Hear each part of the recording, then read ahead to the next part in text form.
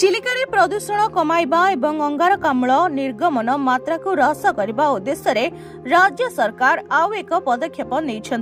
चिलिका सौर चालित electric boat चलाचल करने को ओडिशा अक्षय शक्ति उन्नयन संस्था पक्षरु ई टेंडर आह्वान कर चिलिकार विभिन्न स्थान पर 20 सीट विशिष्ट सौर चालित बोट चलाचल करेंगे।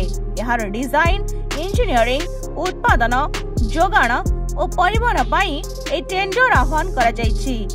तबे आसंता 6 तारिख रु बिडिंग प्रक्रिया आरंभ हेबो। यह प्राय मासे धरी चलिबार सूचना रहिछि। ओरडा पक्षरु जे ए टेंडर नोटिस प्रकाश पाइछि सेथिरे सौर चालित बोट संपर्क रे विशेष तथ्य रहिछि। प्राथमिक भावे पायलट प्रकल्प भावे यह चिलिका रे कार्यकारी हेबो। ए प्रकल्प जदि सफल हुए ताहले राज्य सरकार एहाकू राज्यर अन्य स्थान रे कार्यक्रम करबा को विचार करुछंती। Report Dinalipi live. Dinalipi live सहित जोड़ी होई रहंतु। आज ही हम चैनल को लाइक शेयर सब्सक्राइब एवं अधिक खबर जानिबा पई पाखरे थिबा बेल आइकन को क्लिक करंतु।